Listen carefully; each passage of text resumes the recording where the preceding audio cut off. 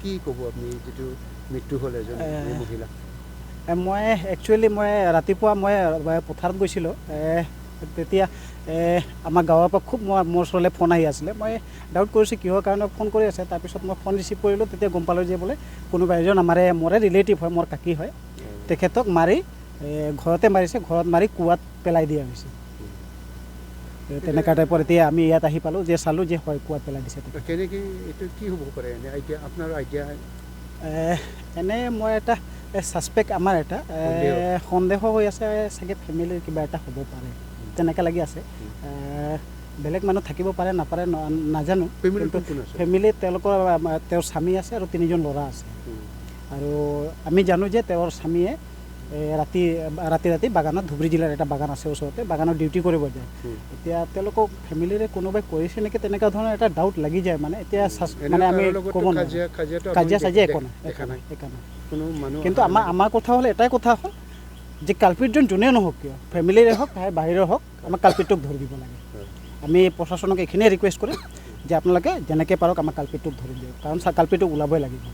বেলেগ ধৰণৰ তেনেকুৱা এটা ডাইনাটো সন্দেহ তেনেকুৱা নাই, কাৰণ একদম সাধাৰণ মানুহ আছিলে, সাধাৰণ মহিলা আছিলে। এনেই অলপ চলপ মানে মদ বিক্ৰী কৰিছিলে ঘৰতে, আৰু বাগানত কাম কৰিছিলে তেওঁৰ হাজবেণ্ডে। তো এনেই শান্তিতে চলি আছিলে ফেমিলি, শান্তিতে। 3টা ল'ৰা, 2জন ল'ৰা কলেজত যায়, এজন ল'ৰা স্কুলত যায়। তো তাৰে ভিতৰত মানে কি ক'ম আৰু, কোনে কৰিছে কোনে কৰা নাই, এতিয়া আমি ৰাতিকেতো ক'ব নোৱাৰোঁ, কিন্তু যে তদন্তহে গম পাম। তো চাই লওঁ। এতিয়া মই যেতিয়া কুৱাত গৈ চাইছোঁ, তাতে মানে বডিটো দেখা নাযায়, অকল কাপোৰটো দেখা যায়। কিন্তু তেওঁক যে মাৰিছে, এই পাটিত পাকাত হৈ আছিল না, পাটি দি টানি লৈ গৈছিলে, টানি লৈ গৈ কুৱাত পেলাই দিছে। হয়, কুৱাত পেলাই দিছে। কাপোৰটো দেখা যায়, বডিটো এতিয়ালৈকে দেখা নাযায়। এতিয়া প্ৰশাসনে কি ব্যৱস্থা কৰে, প্ৰশাসনে ব্যৱস্থা কৰে, চালেহে গম পাম। ঠিক আছে, ধন্যবাদ। আমি এটা ঘটনা গম পালোঁ, লেডি এগৰাকীৰ ইয়াত এটা কেছ এটা ৰিপৰ্ট হৈছে। অলৰেডি আমাৰ SDRF টীম আহিছে। বৰ মৰ্মান্তিক ঘটনা। মানুহগৰাকীক আমি চবেই সন্দেহ কৰিছোঁ হত্যা কৰি তেওঁক কুৱাত পেলাই দিয়া হৈছে বুলি। তো তাইক উদ্ধাৰ কৰিবলৈ SDRF টীম লাগি আছে এতিয়া। আপোনালোকে নিজে দেখিছে যে প্ৰক্ৰিয়া চলি আছে, অলপ সময় লাগিব, তাকে মই কৈছোঁ। আৰু যিখিনি বিতং তথ্য হয় আপোনালোকক আমি পাছত জনাম। কৈছে যে বাইদেউ উদ্ধাৰ কৰাত বহুত অসুবিধাৰ সৃষ্টি হৈছে, বিকল্প ব্যৱস্থা কিবা ল'ব নেকি উদ্ধাৰ কৰাৰ ক্ষেত্ৰত? নহয়, ইয়াত এক্সপাৰ্ট টীম অলৰেডি লাগি আছে। তেওঁলোকে যদি ফিল কৰে যে আৰু মানে তেওঁলোকৰ দ্বাৰা নহৈছে, কাৰণ এতিয়া তেওঁলোকে নহ'ব বুলি কোৱা নাই, আপোনালোকে নিজে দেখিছে তেওঁলোকে চেষ্টা কৰি আছে। আৰু আমি অলপ দেৰি চাওঁ, যদি তেওঁলোকে নোৱাৰোঁ বুলি কয়, তেতিয়া ওপৰত আমাৰ প্ৰশাসনৰ আমাৰ মুৰব্বীসকল আছে, তেওঁলোকক জনোৱা হ'ব, তেওঁলোকে যি আদেশ দিয়ে সেইমতে। হয় হয়, তেওঁলোকে আহি পাইছে, যোনখিনি কৰিব লগা কাম অলৰেডি কৰিছে, যোনখিনি এভিডেন্স কালেক্ট কৰিব লাগে তেওঁলোকে কৰিছে। ইয়াৰ বাহিৰে মই বিতংকে আৰু ক'ব নোৱাৰিম, বেয়া নাপাব। কি হৈছে কওকচোন, কি ঘটনা হৈছে ইয়াত? কি জায়গাটোৰ নাম? নাইগাঁও আমগুৰি। কি হৈছে ঘটনাটো?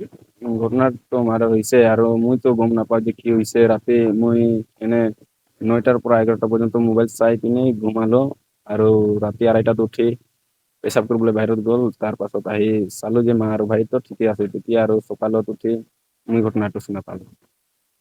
কি হৈছে মানে? এইটোতো ক'বই নোৱাৰো, মাৰ্ডাৰটো হৈছে। আৰু আমাৰ ভাইটো মানে সকালে বিচাৰিছে মাক পোৱা নাই, সেইকাৰণে ৰুমত গ'ল। ৰুমত গৈতো ব্লাডটো দেখা গ'ল, আৰু চেণ্ট বিৰাট হৈছে। তাকে ফ'ল' কৰিল, বাহিৰত আছিল অলপ অলপ ব্লাড, আৰু টানি পিনি লৈ গৈছিল মাক। সেইটো ফ'ল' কৰি গেটৰ বাহিৰত গ'ল, তেতিয়াতো আৰু ব্লাড আছিল। ব্লাডক ফ'ল' কৰি গ'ল, তেতিয়া যাই পিনি কুৱাত পাল। কুৱাত পেলাই দিছিল নেকি? কুৱাত পেলাইছিল। কুৱাটো আমাৰ মামাৰ। কিমান দূৰত হ'ব ঘৰৰ পৰা? ঘৰৰ পৰা এই যে তাতে আছে, ওচৰতে। পিছত আৰু একো হোৱা নাই। তাৰপাছত চাৰিবিলানত কল কৰিছে পুলিচক, তেতিয়া আহিছে। ঘৰত কোন কোন আছিল? ঘৰত ভাই আৰু মা এটা ৰুমত আছিল, আৰু দাদা আৰু বৌ এটা ৰুমত, আৰু মই এটা চিংগল ৰুম মোৰ কাৰণে আছে এটা। ভাই যে আছিল, ভাই মাৰ লগত আছিল, ভাই একো গম নাপায়? গম নাপায়। আৰু দেউতা? দেউতা নাইট ডিউটি যায়। ক'ত? বাগানত, ফেক্টৰী। ৰাতিপুৱা কেইটা বজাত গম পাইছে? মই এনে 7:30 মান। 7:30 মান বজাত। তো কি বুলি ডাউট করছে এনে সন্দেহ?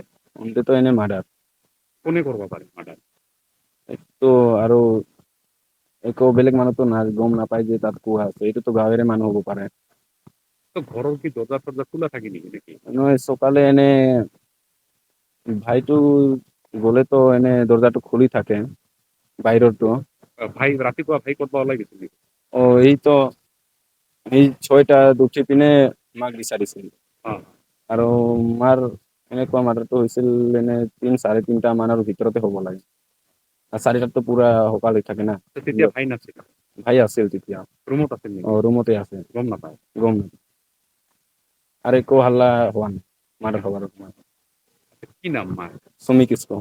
বয়স কিমান হ'ব? এনে 40 হ'ব। 40 না? এতিয়া এতিয়াতো ওলোৱাই নাই বডিটো। বডিটো পোৱাৰ ভিতৰতে আছে। এতিয়া আহিছে, এতিয়া ওলাব। কিবা কাজিয়া লাগিছিল? কাজিয়া ঘৰত একো কাজিয়াই নহয় ঘৰত। কাৰোবাৰ লগত কাজিয়া পেচাল? মা কাকো কোনো কথা নাই। আৰু এনে বেয়া বস্তুও নাখায়, কিছু নাখায়, তামোলো নাখায়। মা কিবা কাম কৰিছিল? বাগানত কাম নকৰে, ঘৰতে কাম কৰে, খালি ঘৰত থাকে। কেইজন মানুহ ঘৰত থাকে? টোটেল 6 জন।